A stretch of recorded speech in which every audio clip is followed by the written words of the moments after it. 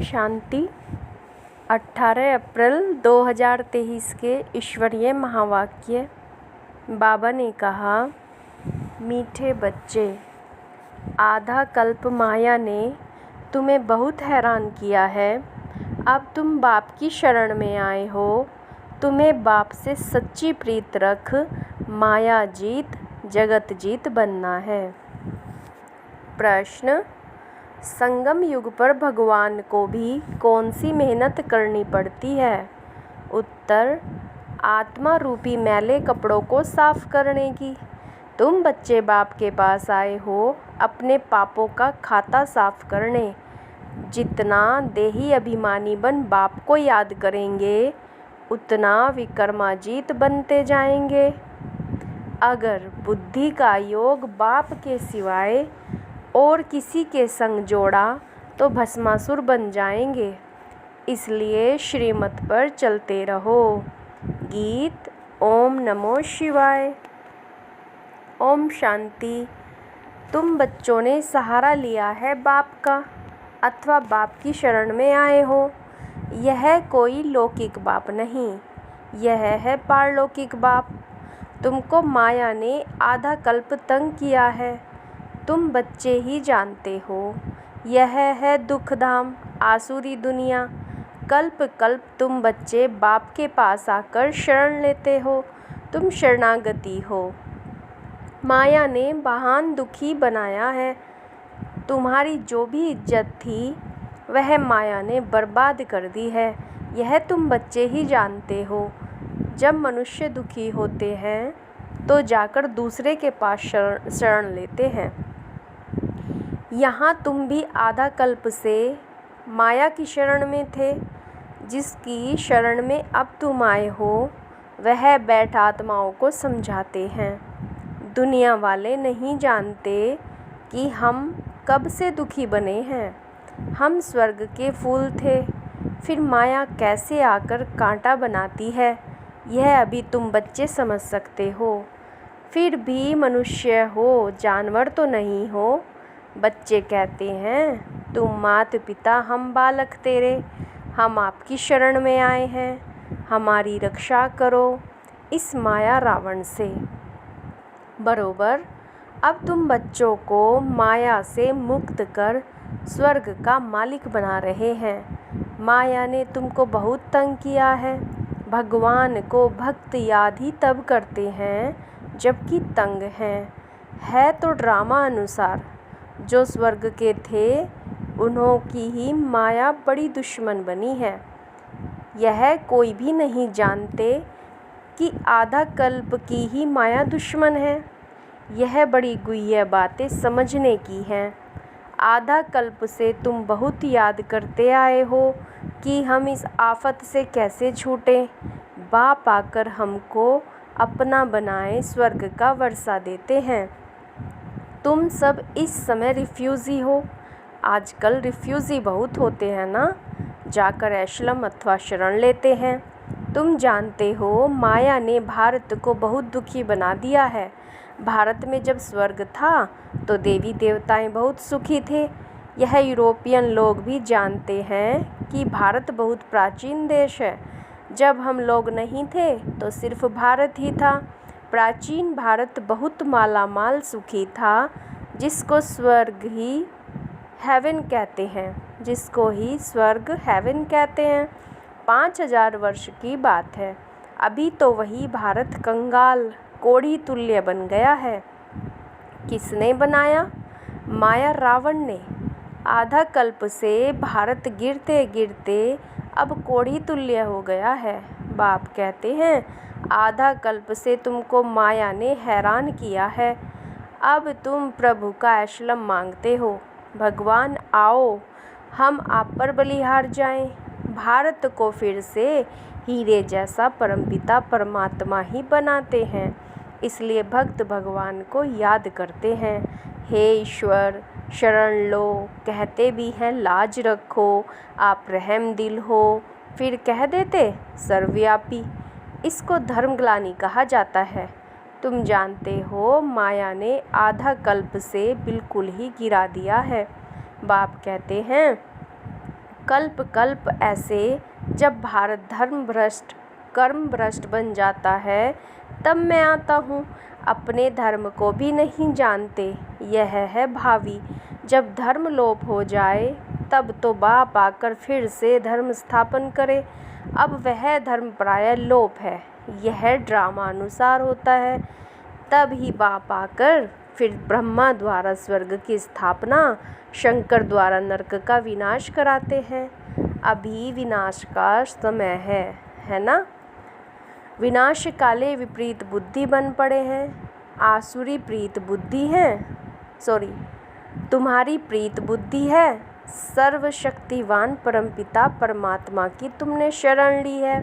माया पर जीत पाने तुमको सहज राजयोग और ज्ञान मिला है।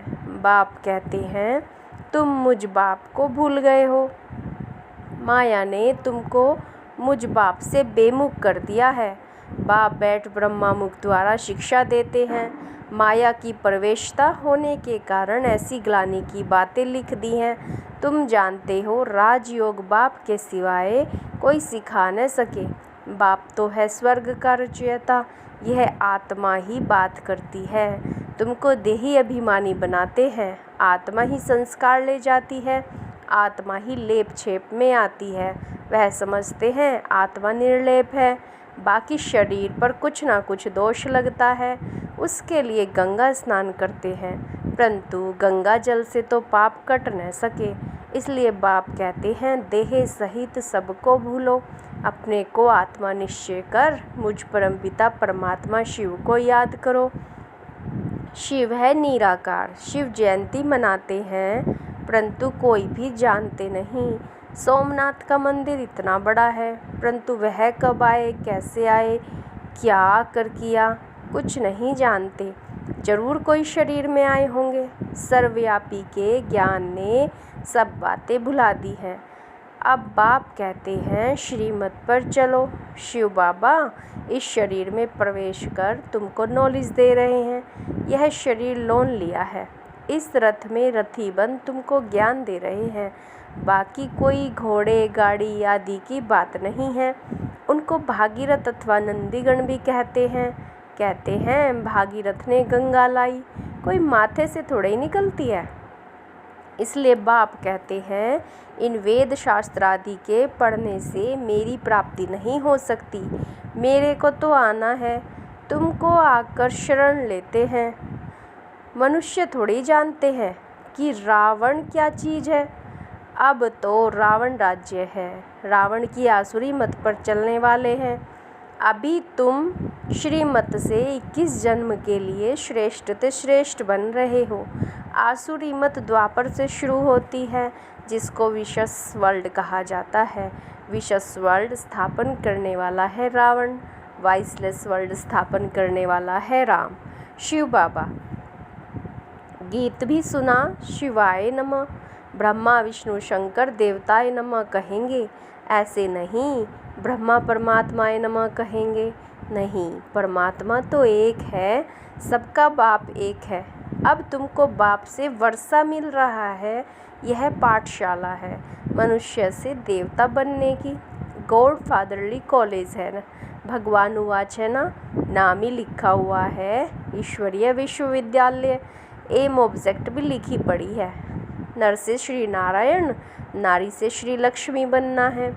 तुम फिर से नर से नारायण बन रहे हो। श्रीमत पर चलने से तुम श्रेष्ठ बनेंगे। इसलिए बाबा कहते हैं रात को भी जागकर बाप को याद करो। बाबा हम आपको ही याद करेंगे, आपके पास ही आना है, फिर आप हमको स्वर्ग में भेज देंगे।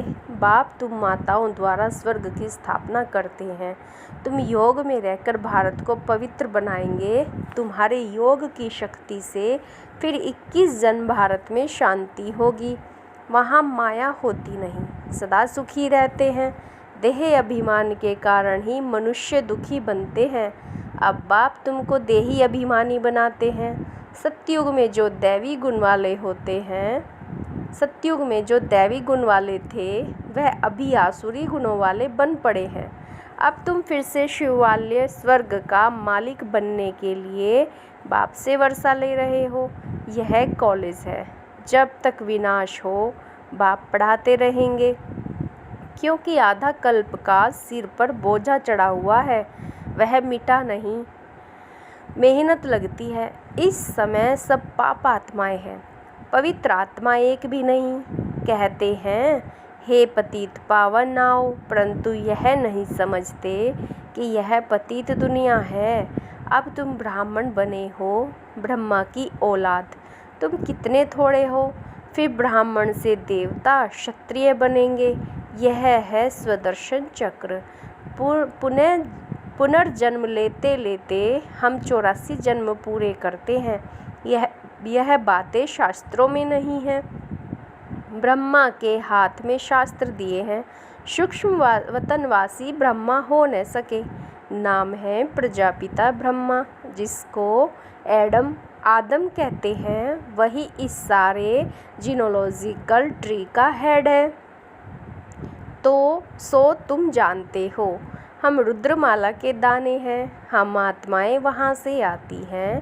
हमारा निवास स्थान वह परमधाम है। हर एक आत्मा को 84 जन्मों का अविनाशी पार्ट मिला हुआ है।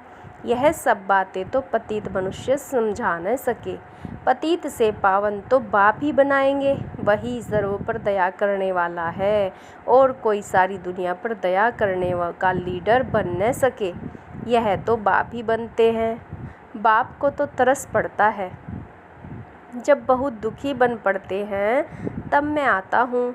तुम बच्चे तन मन धन से भारत की सेवा कर भारत को स्वर्ग बनाते हो। जैसे गांधी ने फॉरेनर्स से राज्य हाथ में लिया, परंतु वह तो है मृग तृष्णा के समान। अभी माया भी फॉरेनर है, आधा कल्प से राज्य किया है। बाप आकर इनसे छुड़ाते हैं। माया ने तुम्हें बहुत दुखी किया है, इसलिए बाप कहते हैं मैं आता हूँ लिबरेट करने। अब श्रीमत पर चलो, नहीं तो माया एकदम कच्चा खा जाएगी। श्रीमत पर चल, श्रेष्ठ बनो। तुम हो शिव शक्ति पांडव सेना। तुम्हारा यादगार देलवाड़ा मंदिर खड़ा है। प्रैक्टिकल में देलवाड़ा मंदिर है एक्यूरेट। राजयोग से तो स्वर्ग के मालिक बनते हैं।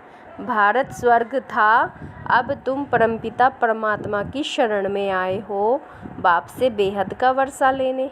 21 पीढ़ी देवी देवताओं का राज्य चलता है। तुम आते हो स्वर्ग का मालिक बनने। माया ने भस्मासुर बना दिया है। बाप आकर ज्ञान अमृत की वर्षा करते हैं। बाप की शरण भी लेते हैं, फिर माया ट्रेटर बना देती है।